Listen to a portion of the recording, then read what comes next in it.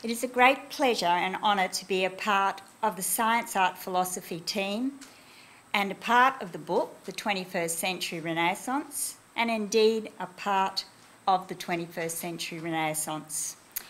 Firstly, I'm just going to introduce you very briefly to the Thrive model, with which our philosophy at the Science Art Research Centre aligns. The model provides for each individual to work within their own area of expertise and unite with others with a compatible worldview to share and expand knowledge for the betterment of humanity and the world. Together, a cooperative mode of shared knowledge is formed, which individuals nourish and expand with their own expertise, linked via the central universal energy, the acronym of which is CUE, or Q. And the literal meaning of Q is signal for acting. So now is the time for each of us to act responsibly, individually and corporately. I am the vine and you are the branches. I am the vine, the central universal energy, the Q. You are the branches, we, the actors. I am ever expanding with the positive actions of the cooperative group. The mission of Thrive, as you can see there, is to catalyse and empower informed conversations and self-creating strategic actions that transform the status quo so that everyone has the opportunity to thrive. The Thrive model itself is based on a whole system approach that covers the primary areas of human endeavour. It is comprised of 12 interconnected sectors. I'll just quickly show you those on the next slide there. There's a website there too, if you just go into the Google and put in Thrive. I can't link it through today, but you can have a look. It's very in-depth and you can explore a lot more about the whole movement yourselves. But just briefly, both the process and structure of the model are based on nature's design's principles, the torus and the vector equilibrium, which are just shown there in those illustrations. The final one over there is actually a crop circle of the vector equilibrium.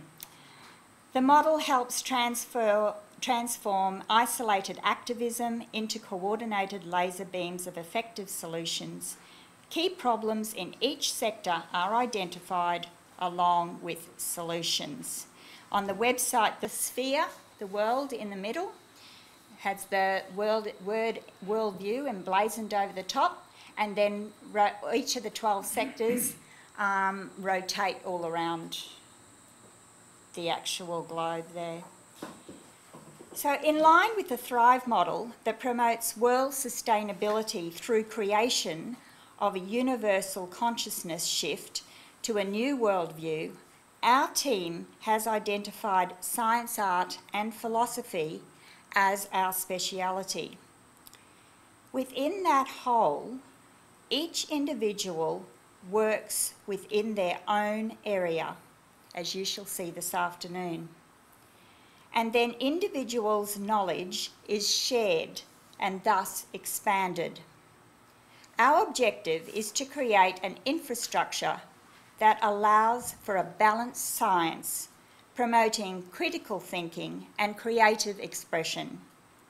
We call this science art.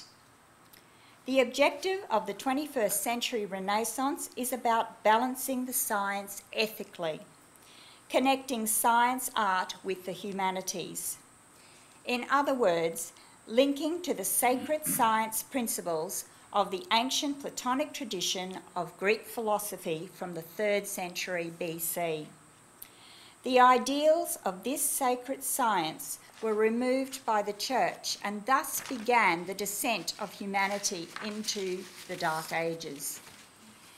This condemnation of ethical science was reiterated in the 20th century with the unpublished papers of Sir Isaac Newton being classified as heresy.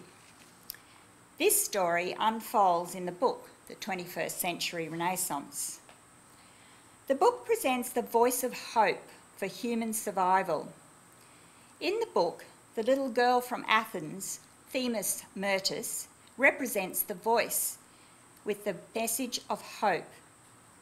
The explanation of the little girl's name is given on page 37 of the book. Themis, an ancient Greek embodiment of divine law and order, and Myrtis, after a little girl who once lived in ancient Athens. And you can read more about that yourselves. The story goes that Themis Myrtis hid a message of hope in a beautiful jar. That jar was discovered about 100 years ago, but the message remained trapped inside. Now, in the 21st century, the lid has been lifted and the voice of Themis Myrtis speaks. Her voice needs to be heard resounding through humanity. And one way is through education, renewed education, through which ethical science and the arts become the heart of education renewal for the 21st century. Children have a great capacity to embrace the new. Young children have a strong questioning nature. Current curriculum content exploits such language as inquiring, creative, nurturing, critical thinking, sustainability, in relation to educating children for a sustainable world. Although upheld as the teaching learning principle code of modern education, obsession with standardised testing and thus competition between teachers and schools for finance, children's creativity, lateral and critical thinking skills and self-esteem are literally smothered under a shroud of corporation power. The inclusion of ethical science, arts and humanities, morals and values within school curricula not only would provide a strong foundation for nurturing lifelong learning, but would create a platform where the voice of hope and truth would be heard.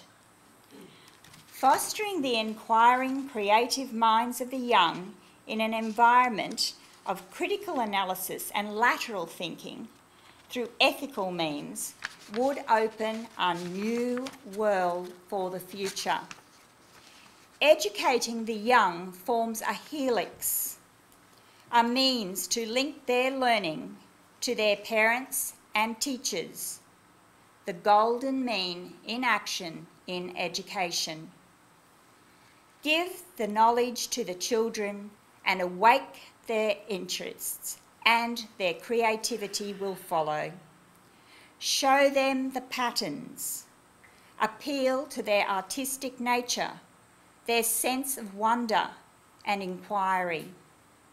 Set them free to discover, and they will take their parents and teachers with them. It has been said that education is power, but power without wisdom and love equals destruction. Wisdom without love and power equals destruction. Love without power and wisdom equals destruction. Each part must exist only with its counterparts to form a balanced condition. The unbalanced, destructive condition is what we all bear witness to and currently live through every day in the world as it is. Ethical education equals power, but power with wisdom and love. Power plus wisdom plus love equals construction, and that is balance. And so I leave you with this message. Educate the people to be constructive creators of their universe by implementing a renewed education in the 21st century, an education for a new world view, so that the constructive, balanced expansion of the dynamic infinite jewel that the world should be can take place. That jewel is our gift to the children, to the now, to the future, and to humanity. It is the essence of the treasure in that beautiful jar. The voice of the little girl from Athens will not be silenced. Ethical science and the arts, the voice at the heart of education renewal for the 21st century. Thank you.